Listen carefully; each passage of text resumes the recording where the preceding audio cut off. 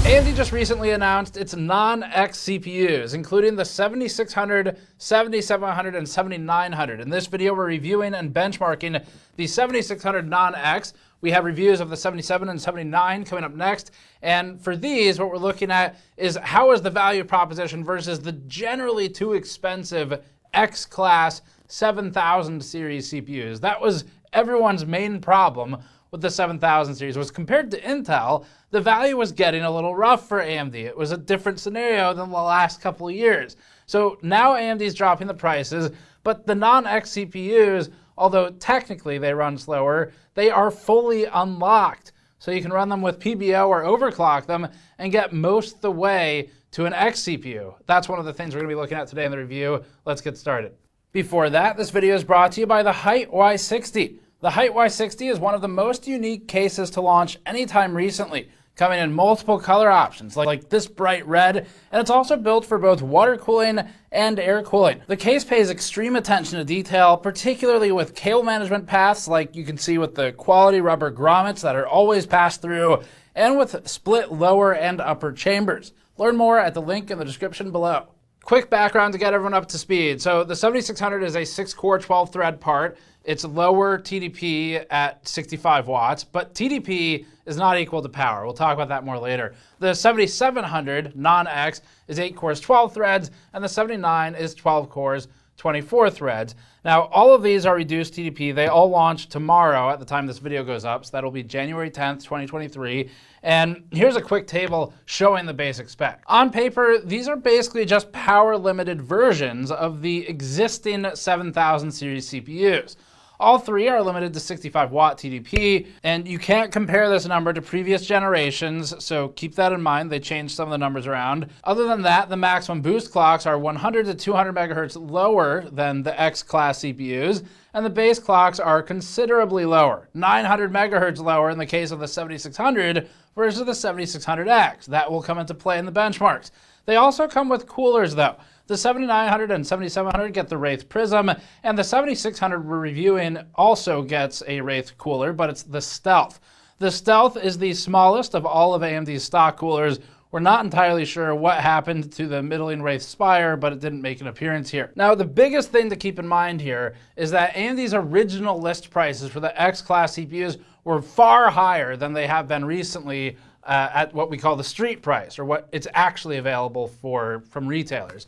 So originally, this price gap would have been about 70 bucks. $230 for the non-X, $300 for the X. Pretty big difference. Very easy to start making a strong value comparison to the non-X. However, at the time we're filming this, and the prices have been climbing again, but the X is available for around 250 bucks. It has gone up a little bit. It was 240 a couple weeks or a month ago. So the prices are fluctuating, and we'll have to come to conclusions at the end. We'll give you a couple options based on what we think the prices will most likely level out at.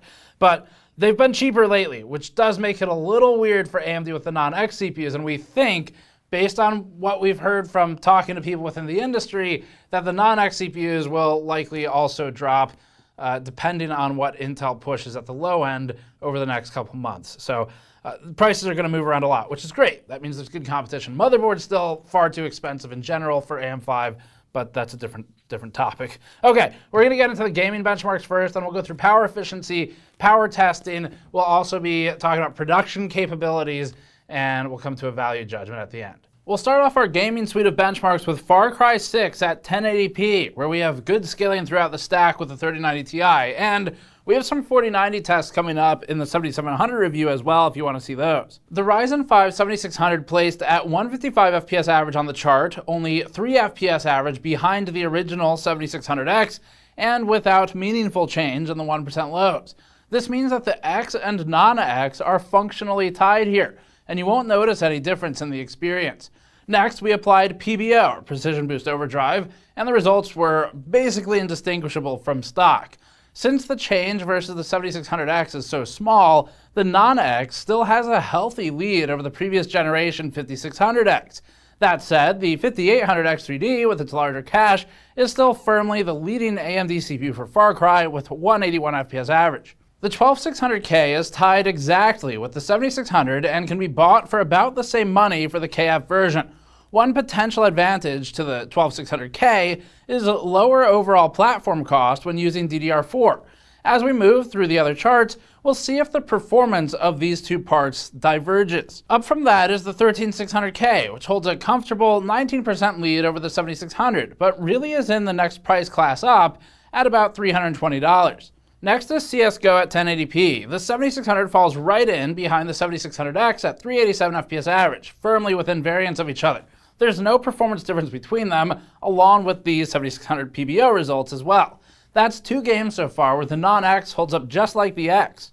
And here's why that is. So even though the TDP is constrained in the non-X parts, in gaming, it is extremely uncommon for the CPU to pull all of the power that it would in an all-core production workload, like, say, Blender or compiling code. So when you're playing games, the load tends to bounce between the CPU and the GPU and other components in a way where it's not typically going to run up against TDP or the PPT limits that are configured for the CPU. And that's why a 7600X with a more unlocked configuration compared to a 7600 with a locked config basically look the same. It's because they're not bouncing off of the power limit anyway. So back to the chart, the 7600 outperforms the similarly priced 12600K by 27% and even the more expensive 13600K by 6%. Zen 4 is showing up strong for CSGO, making the 7600 look like a good choice at $230. This game is also an example of a situation where the 58x3D's cache doesn't provide much benefit, at least as compared to Far Cry, giving a lead of 13% to the 7600. If you've been hanging on to an early Ryzen CPU like a 2600 and aren't compelled to do an in-socket upgrade, this might be your moment. The 7600 more than doubles the average frame rate for that CPU, and it brings way better frame time consistency along with it. Moving to Final Fantasy XIV and the Endwalker benchmark, we see all the Ryzen 7000 CPUs are tightly packed relative to the 7600. Final Fantasy seems to utilize CPUs in the Zen 4 architecture similarly, with Intel 13th gen CPUs performing higher and older Ryzen CPUs performing worse. As compared to the previous generations, the 5800X3D is functionally tied with the 7600 as well. The extra cache makes up for the missing core performance. We can see the other side of that when looking at the 5600X, which is outperformed by the 7600 by 19%. As for Intel comparisons, the 12600K is also tied with the 7600, but the 13600K comes out ahead by 17% for $90 more. In Rainbow Six Siege at 1080p, the 7600 falls into a range of very similarly performing CPUs just over 600 FPS average. We know it's not purely a GPU limitation due to the fact that the 13700K and 3900K are out ahead, so we can chalk this up to other behaviors like game engine or driver overhead. So in light of that, the 7600 performs identically to itself under PBO, the 7600X is the same, the 13600K is about the same, and more. The 5600X is predictably slower, as is the 12600K, which allows an 11% lead to the 7600. There's not much else to say here, so we'll move on. Now, this next one is a GPU-bound scenario. So this is Total War Warhammer 3. It's at 1080p, and technically speaking, it's useless as a CPU review comparison, but it's useful for illustrating what happens when you're GPU-bound, which is, big surprise, they're all the same. So the only reason we include this chart is to help people who are, in particular, who are new to the space, new to building PCs, understand that in CPU reviews and GPU reviews, you intentionally construct a scenario to show a difference with the part you're reviewing, but in reality, sometimes it's bound by something else. So anyway, let's get to the chart. So in Total Warhammer 3, it suffers from poor scaling due to being generally held back by the graphics load and the memory load.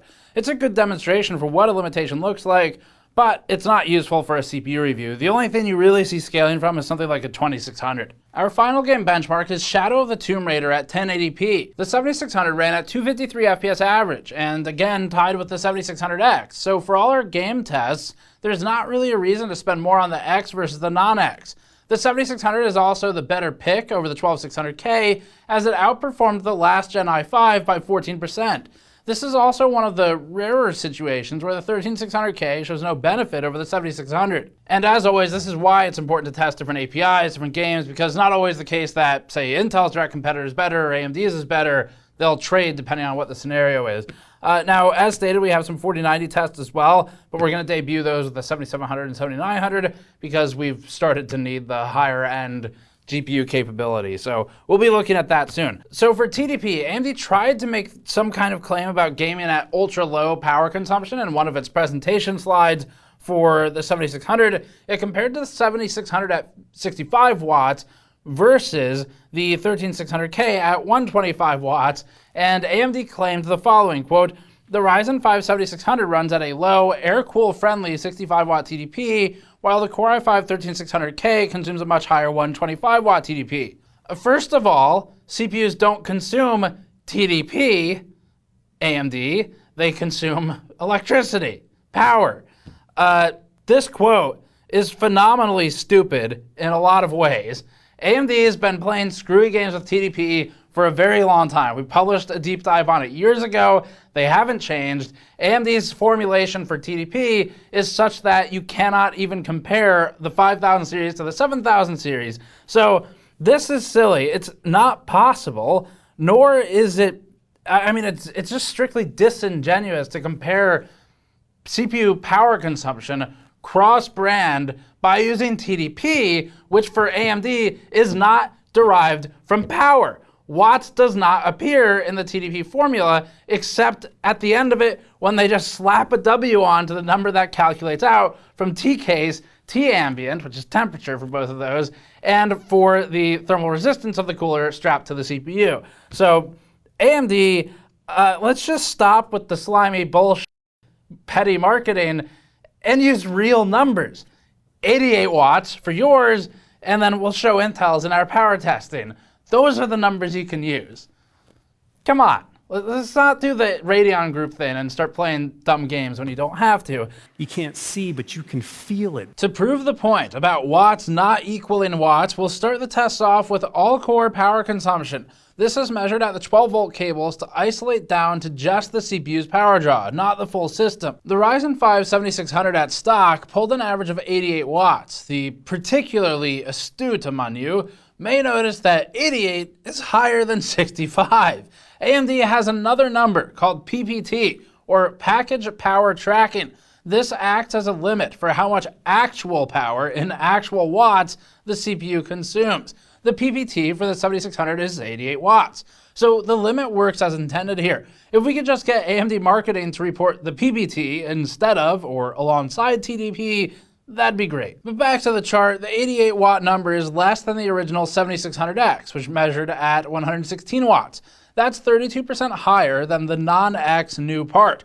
Kind of impressive, considering they're basically the same part with different power limits. Even when we applied PBO to the 7600, it still used less power than the X. And despite lower non-X power draw, the previous generation 5600X is lower still, pulling only 67 watts. Overall, the 7600 is relatively well behaved out of the box and won't put appreciable strain on any halfway decent VRM or cooler. When compared to Intel's 12th and 13th gen i5s, the 12600K uses 35% more power than the 7600, and the 13600K at 161 watts uses nearly double the power.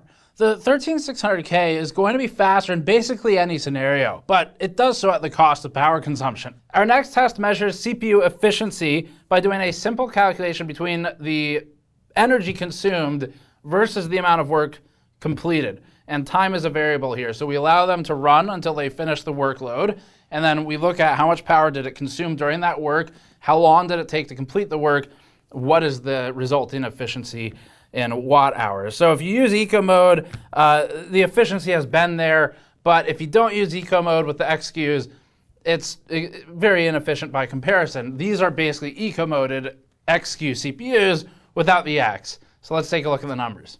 The 7600 calculated to 24.4 watt hours, making it 20% more efficient than the original 7600X and placing it just above the 5600X. This, along with the 7950X's eco mode results, really shows how much being efficient comes down to just the tuning of the part. Losing efficiency could be okay if you make up for it with raw performance. In this case, that'd be the time to complete the render. So let's get into that next. Our first production benchmark is Blender, where we measure the completion time of a custom GN logo render designed to provide good scaling across various architectures. Since we're measuring time in this chart, lower is better. The Ryzen 5 7600 completed the render in 16.7 minutes, establishing itself in the middle of our chart and just ahead of the 5800X 3D. The extra cache doesn't help here. The 7600X is 5% faster than the new 7600 non-X, showing the relatively minor uplift afforded by the extra power budget. With PBO applied to the 7600, the gap between it and the 7600X narrows to a functionally meaningless level. There's still a technical advantage to the 7600X, but it's not enough for anyone to actually notice. The new 7600 is better value than the original X, whether or not you apply PBO. And looking generationally, the 7600 is 26% faster than the 5600X, which launched at a price of $300. Motherboard costs remain high, but at least it's moving in the right direction. Down. For price, that is. Intel's previous generation i5-12600K finished the render 14% faster than the 7600. The 12600K is selling for about $250 right now, making it a better deal for this kind of workload. The newer 13600K, which won our best overall CPU of 2022, tested at 36% faster than the 7600. It's a major uplift, but the $90 difference between the 76 and the 136K renders the comparison a little less impactful if your budget is strict. Next up is our code compile benchmark, where we measure the time it takes to fully compile Chromium from source. Lower is again better. Overall, the lineup is mostly the same as in Blender, as it's also a highly threaded task. That said, a few Intel CPUs have traded places with their nearest AMD neighbors. The R5 7600 completed the task in 86.8 minutes, tying with the 8-core 5800X. 6 Zen 4 cores can generally do the job of 8 Zen 3 cores in most, but not all, situations, and that remains true here. Applying PBO doesn't get as much out of the 7600 as it did in Blender. It's barely moving the needle. The 7600X is about 5% ahead of the non-X here as well. The scaling versus the unlocked i5s is nearly identical. The 12600K completed 14% faster than the 7600, and the 136K was 37% faster, making Intel the better value at this price class. File compression is next. We test using 7-zip, and the scores are in millions of instructions per second, or MIPS, and higher is better. The R5 7600 is functionally tied with several other CPUs, including the 58X 3D and the 126K. PBO doesn't change anything. The 7600X scrapes out a 3% lead over the non-X for a technical lead, but not one that matters. The 12700KF and the 7700X are faster, but if you're stepping up your budget into the low 300s, you might as well go for the 13600K, as it boasts a large 40% lead over the 7600. Decompression has better scaling between CPUs in the stack. The R5 7600 lands predictably between the 3700X and the 7600X on our chart, and the 7600 holds a 16% lead over the 5600X, showing decent generational improvement. The non-X R5 also manages to beat the 12600K for the first time in our suite, posting a 6% advantage over the i5 due to Zen's inherent gains in decompression. One interesting observation is that compared to the compression test, the last gen 5800X with its 8 cores leapfrogs the 7600 by 17% here. The 5800X can be had for around $240 now, and so on a less expensive but dead-end platform, it's worth considering still. The 13600K, as a last point, runs 29% better than the 7600, but it's also a higher price tier. Our last set of tests is in the Adobe suite, starting with Premiere. The score is an aggregate built from a standardized set of filters, transforms, live playback, and scrubbing, and more. The 7600 lands near the middle of our chart, just behind the 5800X. Applying PBO gives it a tiny bump, but not one equal to a 7600X, which performed 7% higher than the non-X.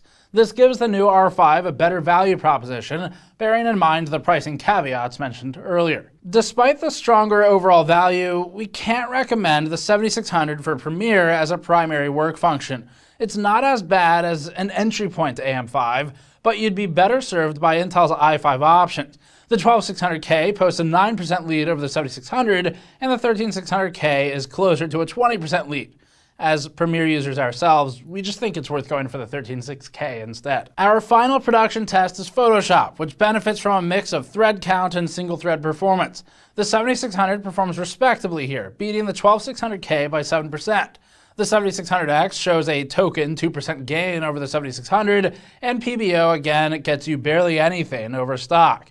You'd need to step up to a 7700X or 13700K for meaningfully better performance, though you'd have to spend well over $100 more to get either one. We'd recommend waiting to see our other Ryzen 7000 non-X reviews first before making a final decision, and those will be up within the next 12 to 24 hours or so. The R5 7600 is a meaningful entry point to the AM5 platform that doesn't give up a whole lot versus the X alternative, except you do still have to put it into an AM5 motherboard, which the prices on those haven't really changed too much. They're supposed to come down. AMD made a note of it in its CES keynote. As of right now when we're filming, they're not down. Maybe by the time the video comes up, they will be. But the motherboards need to move in price to really make this valuable. Anyway, the retail price landscape is different from what AMD is putting on paper, and that's where it gets a little different. So we prepared this chart to help illustrate some of the differences. If by the time this review goes live, the 7600X is back to its original launch price of $300, that makes the 7600 non-X look really good. You're getting within about 5% of the performance for $70 less. It's even tighter in games. However, if the 7600X is still available at around $240 like it was for several weeks at the end of 22, then it paints the non-X as hard to distinguish and lacking purpose. A $10 gap isn't much to talk about, and we'd probably just pay that for the marginal uplift out of the box or even potentially better resale value down the road. That's something to consider too. If you tend to sell your stuff when you're done with it, having the X at the end, who knows, obviously, but it might help a little bit with negotiating for getting that extra $10 back later when you go, but it's the X version, that's better. And then they go, I don't know what any of that means, here's money, gaming computer man. Now, in the next tier up, once we start considering Intel, things get a little more interesting for AMD. So the 13600K maintains significant value at this point. It is more expensive, but it's better in several situations if you can buy up and afford it. Keep in mind, the motherboards maybe have some better options there too to help level out the price a little bit. The 7700X on the AMD side, though, is $350 to $400. We think it's too expensive to be relevant in most workloads.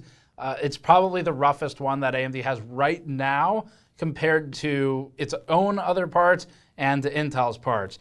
But we'll talk about that more in the 7700 review. For a quick recap of some of the numbers from earlier in the video, in Blender, we saw the 7600 was 26% faster than the 5600X. The 7600 with PBO was 4% faster on average than the 7600. Still in Blender, 7600X was 5% faster, 12600K was 14% faster, which is still a good consideration, and the 136K was 36% faster. Big difference. In things like Chromium code compile, we saw the 7600 was 25% faster than the 56X, and the rest of the results were basically the same as in Blender. With PBO, we were down to only a 2% advantage, though, with the 7600 to the PBO version. Then in things like Adobe Premiere, we once again saw PBO doing almost nothing, and the 7600X was 7% better than the non-X. As for gaming, the differences are even less. So here's a look at some of those charts we saw earlier. In general, the 7600, it's really similar to the 7600X. There is not much appreciable difference in most instances. PBO doesn't help as much as it probably will on the 7900. We'll look at that in the next couple reviews. But overall, basically what it comes down to is if there is a significant price cut, like more than $20, the 7600 non-X starts to make a lot of sense. If it's like the same or $10, maybe just get the X. Maybe it's slightly better silicon quality if you're interested in overclocking, no guarantee. But any more than that, it starts to make sense to just buy the non-X and then PBO or overclock it if you really want the last like percentage point or two. So there are some advantages in certain situations to having a lower power CPU out of the box.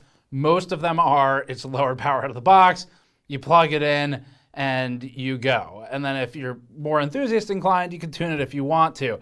You could also put the 7600X into eco mode and basically get the same power efficiency that you're seeing on this CPU. A lot of people like to say, but what about the cooler? And the answer is it's just not that good. It's fine.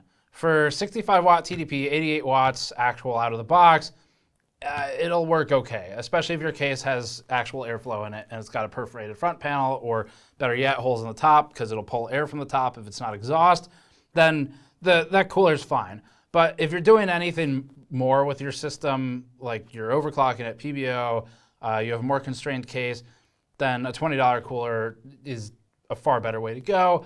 But it adds the cost of the product. Obviously, it's still cheaper than the XGO because you have to buy a cooler for that one anyway. So that's it for this review. This is one of those where it's like, yeah, it's better value, we think. And for most enthusiasts, we think you should probably just save the money, buy the non-X. If you really care, then tune it, overclock it, do PBO, whatever, and go for those last few percentage points. But at least you save the money, as long as you're willing to put in maybe an hour or so of tuning if you've done it before, probably a couple hours if you've never done it before. So that's it for this one. Thanks for watching. As always, subscribe for more. Go to store.gamersnexus.net to grab one of our limited Disappointment Build 2022 t-shirts. It's got the list of the worst products from the year on the back of the shirt, and then the front has some artifacting GPUs. We have them in cotton and in tri-blend if you like a lighter weight or sportier feel to your shirts. So that's it for this one. Thanks for watching. Subscribe for more. We'll see you all next time.